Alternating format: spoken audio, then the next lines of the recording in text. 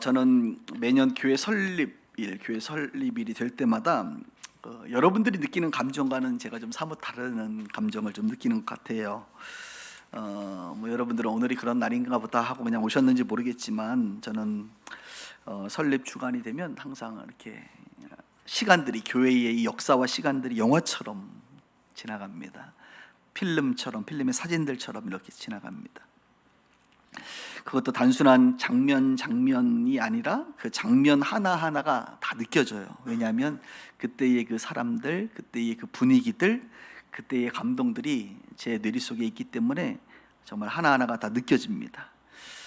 오늘이 날인 만큼 여러분, 그래서 제가 요즘에 잘 사진을 안 보여주는데 그래도 과거의 사진을 좀 보면서 왜냐하면 최근에 또 오신 분들도 계시고 오늘 또 지난주에 등록하신 분도 계시니까 제가 한번 사진을 한번 보여드리도록 할게요. 제가 이걸 켰는데 안 넘어갈까요? 됐네. 오케이. 먼저 오늘 한번 사진 보고 나서 그다음 말씀 듣도록 하겠습니다. 이게 안 된다. 저 눌러주세요, 하나씩 그냥. 제가 다음 할 테니까. 우리가 이제 교회를 이제 개척 2007년 1월 첫째 주에 가정 예배로 이제 시작을 했지요. 그래서 설립되기 전에 가정 예배로, 이게 주일날 예배드리는 모습이에요, 여러분. 주일날 저렇게 가정에서 앉아서 예배드렸습니다. 네. 그리고 다음 사진, 수요일날 다음 페이지 보세요 한번. 수요일 날은 이제 시끄러우니까 안방에 들어가서 이제 기도했어요. 이렇게 이때 계셨던 분들이 지금 저희 교육자들이 다 되셨어요. 그래서 너무 감사하고, 그 다음에 이제 교회 설립을 이제 하고 나서 그 다음 주 설립하고 돌아오는 주일, 다음 사진 보세요. 설립하고 다음 주에 어떤 사진이 있었냐면, 쭉 넘겨주세요. 거기까지. 이렇게 해서 몇 명 없죠? 이렇게 이제 교회가, 그래서 보통 여러분 교회 시작하면 이렇게 이제 사진인 처음 이렇게 축하할 때는 많이 오지만 그 다음 주에는 이제 썰렁합니다. 그래서 한 1년 정도 지났을 때 모습이고, 그 다음 사진에 우리가 한 3년 정도 됐을 때 교회를 옮겼어요. 그래서 3주년 감사 예배를 드리고 한 9년 차 정도 됐을 때 이렇게 이제 좁아가지고, 다음 사진 보시면 이곳에서 이제 우리가 옮겨서 지금 여러분들이 예배드리는 공간이고, 우리 다음 세대 사역까지 이렇게 해서 마지막 사진 한 장 볼까요? 다음 페이지. 이렇게 해서 작년 성탄절에 우리가 찍은 사진입니다. 그렇게 해서 우리 식구들이 이렇게 있습니다. 아시는 것처럼 우리 교회 말고도 계속해서 한번 볼까요? 좀 우리가 다음 페이지에 넘겨보시면, 우리가 교회를 계속 세우는 일을 했잖아요. 그래서 갈매교회가 있고, 제주 공동체, 그 다음에 우리 필리핀 올티가스 공동체가 있죠. 잠깐만요. 그리고 장애인 공동체가 지난달로 새로 이제 공간을 얻어서 분립했습니다. 완전히 분립해서 떨어져 나갔어요. 그래서 이제 장애인 공동체는 자체적으로 이제 교회가 형성이 됐고요. 이제 노원교회, 그 다음 쭉 보여주세요 한번. 오산, 소원, 신촌 빗소교회, 멕시코 한인 빗소교회, 그 다음에 중국인 부천에 있는 중국인교회, 탈북자교회, 우리 임목사님 구리 빗소교회, 그리고 다음 돌아오는 6월 6일 날이 이제 홍대 빗소교회가 설립을 합니다. 그렇게 설립 예배를 드리게 됩니다. 그렇게 해서 총 몇 개냐면 보니까 이제 돌아가신 분들 마시고 이제 살아있는 분들, 아직 이제 새로 살아있는 분들만 제가 사진 올렸어요. 돌아가신 분들은 이제 돌아가셨고, 사명을 다하셔서 돌아가셨고, 살아있는 교회만 12개 교회. 그래서 왠지 숫자 12개 맞힌 것 같지 않아요? 할렐루야. 12개 교회가 지금 아직 우리 한국인 코리안들로 예배드리는 교회가 살아있어요. 그 다음에 보시면 이제 우리가 선교지도 우리가 형제 교회들이 많이 있는데, 탄자니아 교회가 있고, 정바오 선교사님 하시는 중동 시리아 난민촌 교회가 있고, 미얀마 교회가 있고, 그 다음에 중국, 일본, 또 몽골, 방글라데시, 필리핀, 이렇게 우리 형제 교회들이 있어요. 그래서 총 8개 교회. 그래서 현재는 20개 교회가 저희 빗소 이제 국내외적으로 20개 교회가 형제 교회로 함께 이제 예배를 드리고 있습니다. 다시 한번 이렇게 아름다운 빗소교회를 허락하신 하나님께 감사와 영광을 올려드리고, 저도 이 교회에서 함께 신앙생활하고 여러분들도 신앙생활할 수 있는 것이 얼마나 감사한지 몰라요. 더불어 주님의 몸된 교회를 세우는데 수고하신 우리 헌신하신 성도님들께 이 자리를 빌어서 다시 한번 감사를 드립니다. 이제 남은 시간 동안 저는 한국교회의 시대적 사명에 대해서 좀 말씀을 드리려고 합니다. 하나님께서 이 시대에 우리 교회에게, 한국교회에게 무엇을 원하실까라고 고민을 많이 했고, 너무나도 선명하게 우리가 그 답을 쉽게 찾을 수 있을 것 같습니다. 한국교회의 시대적 사명, 우리가 앞으로 나아가야 될 방향은 무엇일까? 오늘 그런 교회에 대한 고민을 좀 함께 해보는 시간입니다. 세 가지로 정리해 드릴 건데, 첫 번째, 우리가 추구해야 될 교회, 하나님이 원하시는 교회, 이 시대의 사명은 뭐냐? 한번 따라해 볼까요? 건강한 교회. 예, 건강한 교회를 세우는 것입니다. 건강한 교회라는 말은 다른 말로 말하면 성경적인 교회, 사도행전의 교회라고 말할 수가 있습니다. 한국뿐만 아니라 전 세계 모든 교회들은 성경적인 교회를 세워야겠죠. 그 성경적인 교회는 다른 말로 건강한 교회다라고 저는 말하고 싶습니다. 우리가 사는 한국 사회도 마찬가지예요. 여러분 보시면 6.25 전쟁 이후에 한국 사회는 아주 급성장을 했어요. 초고속 성장. 다른 표현으로 압축 성장을 했다고 말합니다. 그러니까 전쟁 끝나고 60년대부터 시작해서 지금 여러분 시간 지나봐야 뭐 70년 지났잖아요.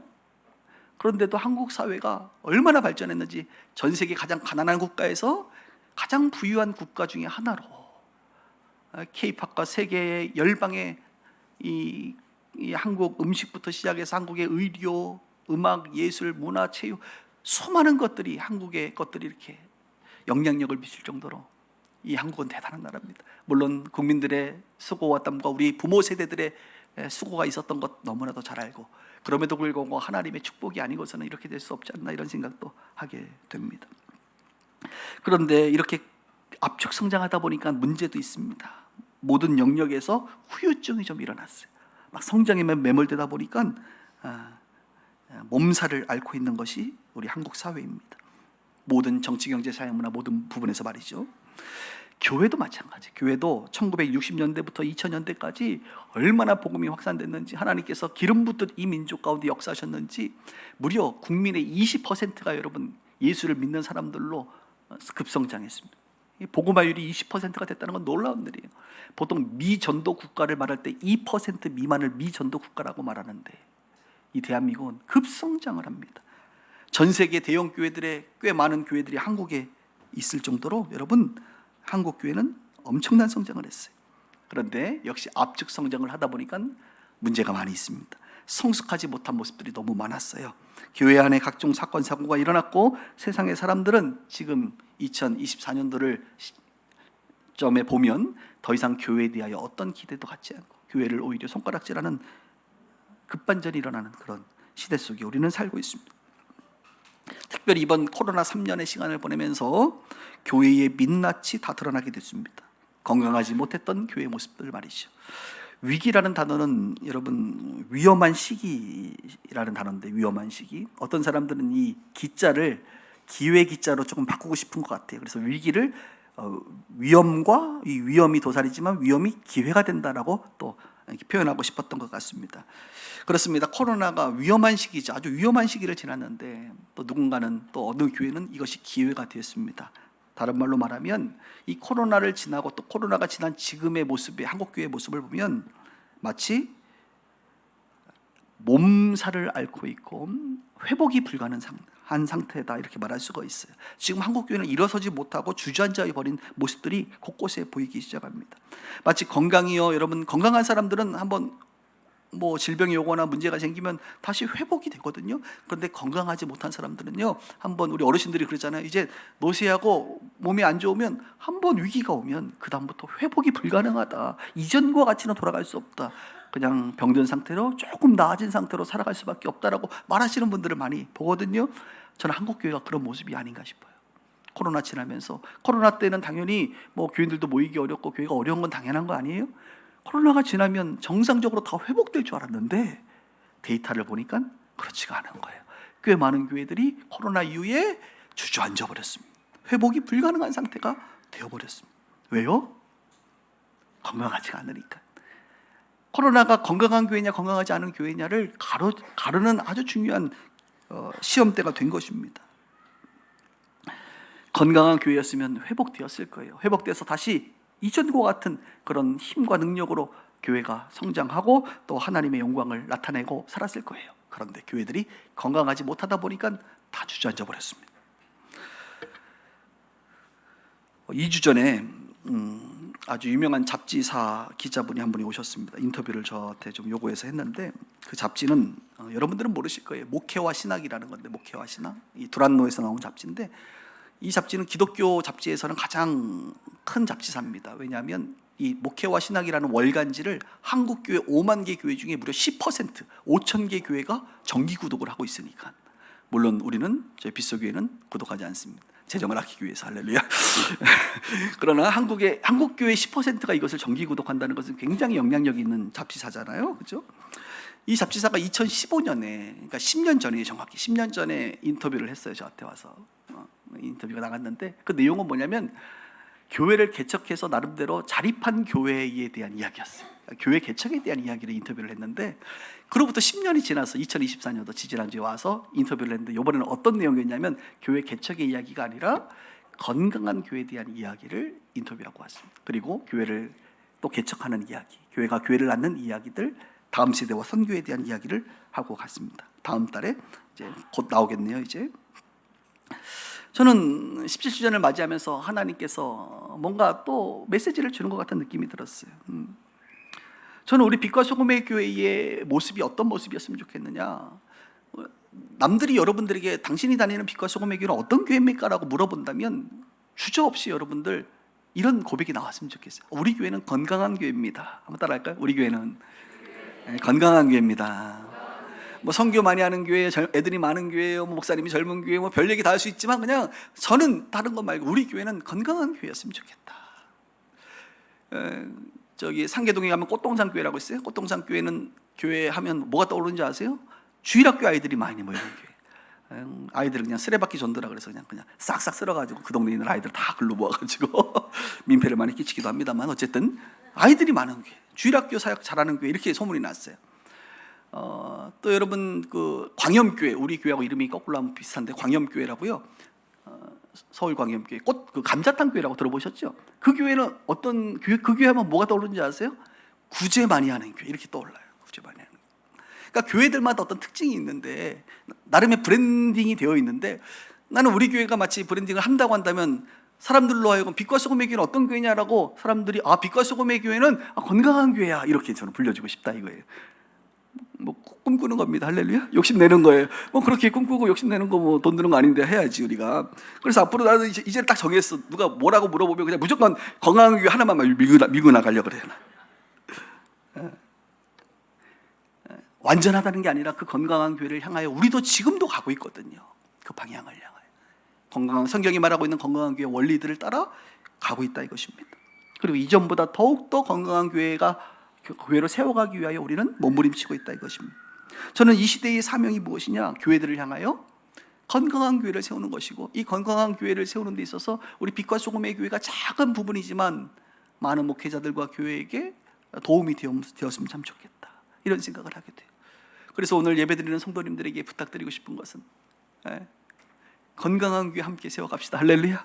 이 일에 함께 수고하고 헌신하는 우리 모두가 되기를 주님의 이름으로 축복합니다.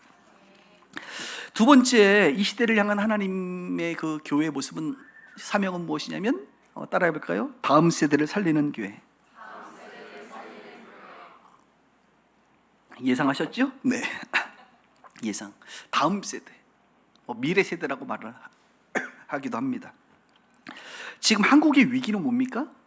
대표적인 위기는 저출산 문제라고 다들 알고 있습니다. 이것을 부인할 사람은 없어요.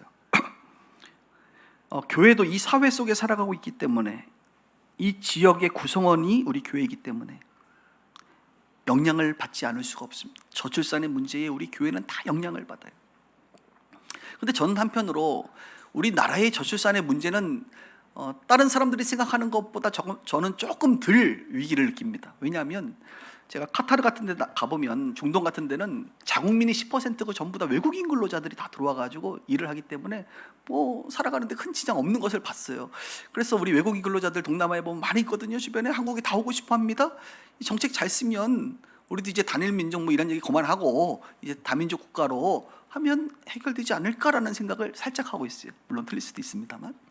또 하나는 앞으로 돌아가는 판을 보니까 로봇들이 많이 나오고 있어요. 뭐 휴머노이드 로봇이다 그래가지고 저랑 비슷하게 생긴 애가 와가지고 여러분 일 다 도와주고 설거지해주고 청소하고, 그래서 노동력이 조금 예전보다는 필요 없는 시대가 될 수도 있겠다라는 생각도 좀 들어요. 그런 면에서 어떤 저출산의 문제가 위기는 위기인 것은 분명하지만 그래도 뭔가 대안이 있지 않을까? 그렇게까지 고민 안 해도 되지 않을까라고 하는 약간의 아니란 생각을 하고 있습니다.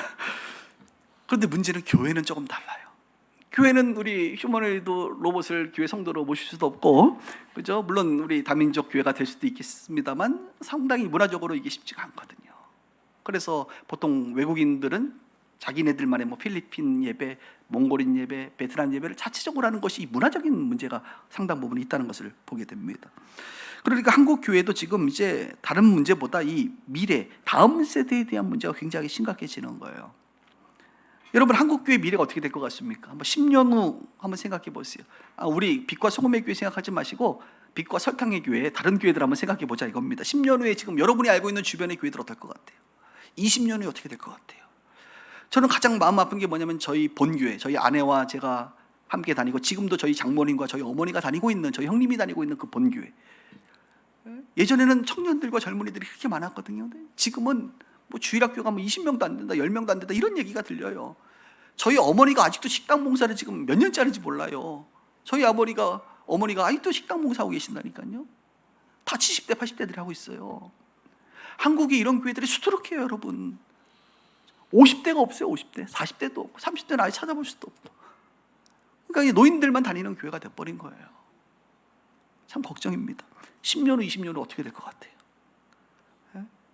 그 건물이 카페로 바뀌거나 이단에게 넘어가거나 아니면 다른 교회가 또 매입을 하거나 이런 형태가 되지 않을까요? 매우 염려가 됩니다. 여러분의 지혜와 상식으로도 충분히 예측할 수 있는 거예요. 그러니까 현재의 30대, 40대, 50대가 없는 교회들은 앞으로 사라질 가능성이 매우 높습니다. 가장 이상적인 교회는 그래서 어떤 교회냐? 잘 들어보세요. 이상적인 교회는 3대가 신앙생활 할 수 있는 교회다. 3대. 우리는 1대를 30년씩 나누거든요. 그러니까 애기들 태어나서 저기 사무실에 있는 애기들부터 시작해서 29, 30살 때까지의 그 다음 세대들이 신앙생활하기에 너무 행복한 교회. 그 다음에 30대, 40대, 50대, 여기 계신 분들 대부분 그렇죠? 30대, 40대, 50대가 교회를 이끌어가고 주도적으로 봉사하고 섬기는 그런 교회. 그 다음에 60대, 70대, 80대, 우리 부모 세대, 할아버지 세대, 할머니 세대죠. 이분들이 교회에서 신앙생활하는 것이 너무 행복한 그런 교회. 이 세 세대가 다 함께 교회에서 신앙생활하면서 기쁨을 누릴 수 있다면 가장 이상적인 교회가 아닐까. 여차하다가 한 세대만 무너지면 한 세대가 무너지는 게 아니라 줄줄이 무너지게 돼 있거든요. 지금 한국 교회가 그걸 놓친 거예요. 아이들을 놓쳐버리니까 그들의 부모인 30, 50대들을 다 놓쳐버린 거예요. 그런 면에서 저는 우리 교회의 롤 모델이 한 가정 있다고 생각합니다. 그 가정은 어떤 가정이냐? 홍씨 가정이라고.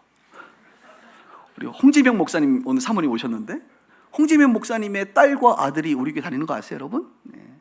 그리고 그들의 목사님의 손주들이죠. 5명이나 우리 교회 있습니다. 그래서 목사님 사모님, 그리고 딸 사위, 아들 며느리 넷, 5명, 11명. 우리 교회에서 지분이 제일 큽니다. 할렐루야. 저분들이 힘을 모으면 모든 걸 다 할 수 있어요. 모든 투표에 엄청난 지분을 가지고 있는 분들인데, 이 세 세대가 있는 거예요. 손주 세대, 자녀 세대, 아이들 눈에는 할아버지 세대, 엄마 아빠 세대, 자기가 있는 거예요. 이 세 세대가 아직 뭐 특별한 불만 없이 그냥 잘 다니고 있는 것 같아요. 이게 얼마나 아름다워요. 저는 우리 딸을 이제 결혼 언제 할지 모르지만 10년 내로 하지 않겠습니까? 아멘. 하면 저는 우리 딸이 아이를 낳을 것 같아요. 낳으면 이제 우리 아내가 뒤에서 사무실에서 애기 보지 않겠습니까? 아니면 자기가 보든가. 그래서 할아버지 세대, 엄마 세대, 아이 세대, 이 3세대가 다 같이 교회에서 신앙생활을 할 수 있다면, 그래서 우리 교육자들은 이 세 세대가 소외되지 않고 모두가 만족할 수 있는, 모두가 기쁨으로 신앙생활을 할 수 있는 그것을 늘 관심 갖고, 우리 실버 세대들 조만간 저하고 함께 나들이 한번 갑니다. 할렐루야. 같이 이렇게 우리가 늘 이분들이 섭섭하기가 들어가지 않도록 늘 기쁨으로 신앙생활 할 수 있도록 우리가 늘 관심을 갖고 사랑해 줘야 됩니다. 그런 교회, 다른 말로 3, 4, 50대가 중심이 되는 다음 세대가 있는 교회. 이 말씀 듣다 보니까 지금 우리 교회는 좀 걱정이 없죠? 할렐루야. 10년, 20년 지나도 좀 걱정이 없는 것 같은데요. 우리는 우리 교회만이 문제가 아니라는 거예요. 한국 교회를 우리는 바라보고 있는 것이죠. 저는 요즘에 신학교에서 또 교회들 집회를 가면 아주 냉정하게 얘기를 합니다. 여러분 10년, 20년 후에 여러분의 교회가 어떻게 될 것 같습니까? 다들 한숨 쉬어요. 아무도 교회 안에서 말하지 않습니다. 담임 목사도 말을 하지 않고 성도들 사이에 다 머리로는 알아요. 10년 후, 20년 후 우리 교회가 어떻게 될지를. 그러나 아무도 말하지 않습니다. 그렇게 시간은 흘러 개혁교회인 우리 한국교회들이 장로교가 개혁교회라고 말하는데 더 이상 개혁하지 못하고 그냥 사라져버리는 경우가 얼마나 많은지. 저는 그런 면에서 우리 빗소교회가 다음 세대를 살리는 이 일에 계속 힘쓰고 다음 세대를 잘 살리는 교회로 아름답게 한국교회에게 본을 보였으면 참 좋겠다, 이런 생각을 하게 됩니다. 할렐루야. 세 번째 교회의 모습, 이 시대에 하나님께서 원하시는 것은 건강한 교회요, 다음 세대를 살리는 교회요, 그다음 마지막으로 세계 선교를 마무리하는 교회다. 다음 세대와 선교라고 하는 이 두 가지 축이 한국 교회에 여전히 남아있는 아주 중요한 사명이다, 저는 생각합니다. 한국 교회가 무너지면 세계 선교 멈춥니다, 여러분. 예. 한국 선교사들은 정말 서양 선교사들에 비해서 일당 50은 되는 것 같아. 일당 10은 되는 것 같아. 우리 탄자니아 김정태 선교사님 같은 경우는 내가 보니까 일당 100은 되는 것 같아. 예. 그분은 건축만, 지금 내가 보니까 건축만 한 10,000평은 한 것 같아. 10,000평의 건축을, 땅이 아니라 건축만 한 10,000평은 한 것 같아. 그래서 제가 김건축 선교사라고 늘 놀리는데, 이번에도 신학교를 2,500평 신학교를 20억짜리를 건축을 했어요. 그래서 이제 7월달에 와서 강의해달라고 학생들 앞에서. 도대체 왜 건축을 자꾸 하는지 몰라. 역시 언더우드야. 유치원부터 대학교까지 쉼없이 하나님의 일들을 한 선교사가 감당하는데 놀라워. 예. 다 얘기하면 긴데 하여튼 대단한 분들이 대단한 분들. 저는 한국 교회가 멈추면, 빗소 교회가 멈추면 탄자니아가 멈춘다. 할렐루야. 이런 생각이 드는 거죠. 물론 하나님께서 다른 나라들을 들어서시겠지만 그러기에는 시간이 너무 늦춰지잖아요. 그래서 제가 하나님께 이렇게 얘기하는 거, 하나님 이왕 여기까지 온 거 그냥 마지막 오시는 그날까지 그냥 한국 교회를 계속 쓰시는 게 뭐 주님도 좋고 우리도 좋은 거 아닙니까? 우리 한국 교회를 버리지 마시고 좀 끝까지 사랑해 주세요. 이렇게 제가 긍휼을 잊지 마옵소서 이렇게 기도하는 것 아니겠습니까? 그런데 안타까운 것은 의외로 교회들이 선교하는 것 같지만 그렇지 않습니다. 그냥 선교사들 뭐 5만 원, 10만 원 후원 몇 군데 해주고 끝내요. 모양만 내는 거죠. 한국 교회가 선교 많이 안 해요. 그래서 한국 교회 담임 목사님들 중에서 특별히 선교와 관련돼서 컨퍼런스나 뭐 서밋 같은 거 모이면 만나는 사람이 늘 똑같아. 왠지 알아요? 그만큼 제대로 선교하고 선교의 열정을 가지고 있는 담임 목사님들이 별로 없기 때문에 그래요. 늘 그 사람이 몇 명 없더라고요. 저는 이런 모습을 볼 때 여전히 한국교회, 지역의 작은 교회들이라도 이 선교에 대한 이 불을 좀 지펴주고 정말 제대로 된 선교를 해야 된다라고 주장하는 목사예요. 우리의 교회가 왜 있느냐? 건강한 교회를 세워서 모든 성도들이 신앙 잘 성장하는 거 중요하고, 더 나아가 다음 세대와 세계 선교라고 하는 이 중요한 한국교회 사명을 이루기 위해서 우리가 교회가 또 세워진 것이지, 그것이 아니고서 굳이 뭐 또 교회가 이렇게 많은데 할 필요가 있겠냐, 이렇게 말을 하고 있죠. 우리 김정태 선교사님 아프리카 지역을 담당하고 있습니다. 이인상 선교사님 미얀마 아시아 지역을 담당하고 있고, 정바우 선교사님 그죠? 중동 지역을, 다들 월드 클래스야. 내가 보니까 이분들 보통 분들이 아니에요. 하나님이 우리 빗소교회에 붙여주신 것이 얼마나 감사하고, 이런 분들과 함께 일할 수 있는 것이 얼마나 감사한지 몰라. 그런데 오늘 이제 월드 클래스가 아니고 이제 베이비 클래스로 이제 시작되는 우리 조 아브람과 이래 전사님을 우리가 파송하게 됩니다. 여러분, 이분들 파송할 때 마음에 여러분 어떤 마음이 있는지 모르지만 저는 감사가 되더라고요. 요즘 젊은 한국의 크리스천들이 선교사 나가는 줄 아세요? 안 나갑니다. 20대 선교사 나간 사람들은요 0.8%래요. 0.8%. 이분들 이제 올해 30이시거든. 아니 20대란 말이지. 0.8% 안에 들어가는, 할렐루야. 주님이 특별히 뽑아가지고 보내시는 분들인데, 이스라엘로 갑니다. 이스라엘. 지금 전쟁이 일어나고 난리 났는데 왜 거기 가는지 나도 알지 못하고 당신도 알지 못하고 우리는 다 알지 못해. 그러나 주님만 아시죠. 이스라엘 가요. 이스라엘은 어떤 나라인 줄 아세요, 여러분? 예루살렘과 유대와 사마리아 땅끝까지 복음이 증거된다고 했는데 이 땅끝이 어디냐? 이스라엘이에요, 사실은. 성경을 좀 알고 선교를 아시는 분들은 다 그렇게 말합니다. 아프리카가 땅끝이 아니에요. 남미가 땅끝이 아니에요. 땅끝은 예루살렘이에요. 복음이 예루살렘부터 시작돼서 서구권을 지나 서진하여 마지막 아시아를 거쳐 중동을 거쳐 마지막 복음의 완성 들어갈 곳이 예루살렘이에요. 그곳에 간다는 거예요. 주님의 마지막 오시는 그날을 그곳에서 선교하며 준비하고 있다는 것이죠. 얼마나 좋아. 이스라엘 가세요. 할렐루야. 3년 후에 성지순례 갈 테니까 잘 준비하세요.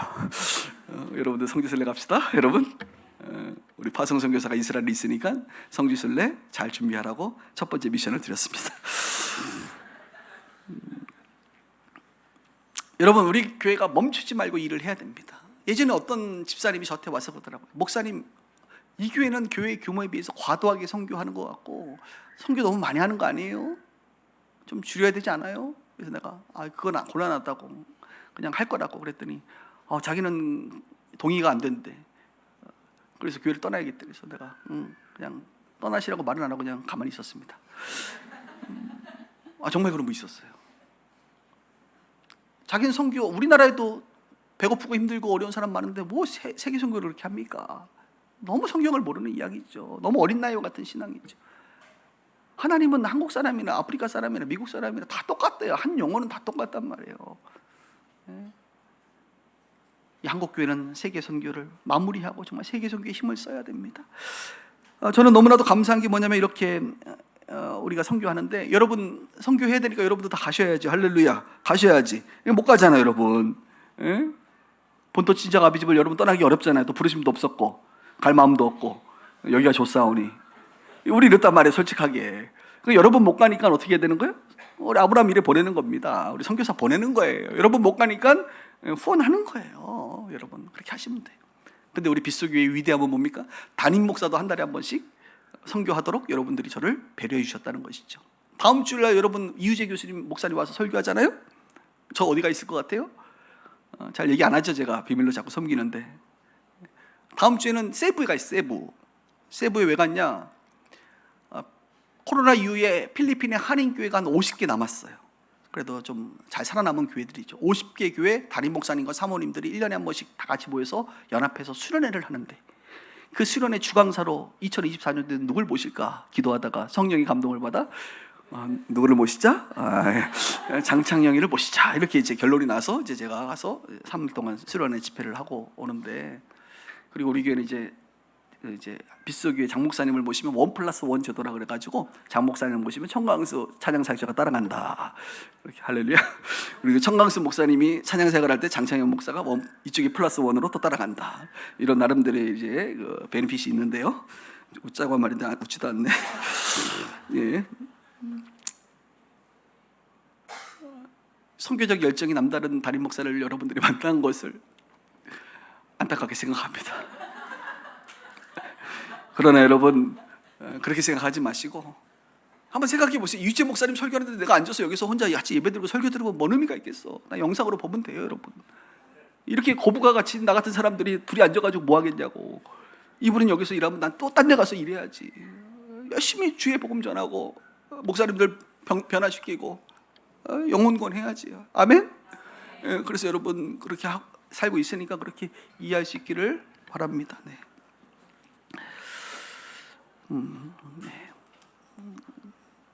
우리 멈추지 말고 계속적으로 이 선교를 해나가야 돼. 힘써야 돼. 피를 토할지언정 이 일을 계속해야 된다. 이것이 시대적 사명이다. 예. 잠깐만 저기 좀 도와주세요. 예, 좀 같이 도와주시고. 네, 조금 몸이 불편하시면 됐습니다. 예, 이제 다른 분들 됐어요. 예, 우리 남편이 의사니까 의사에게 맡기고.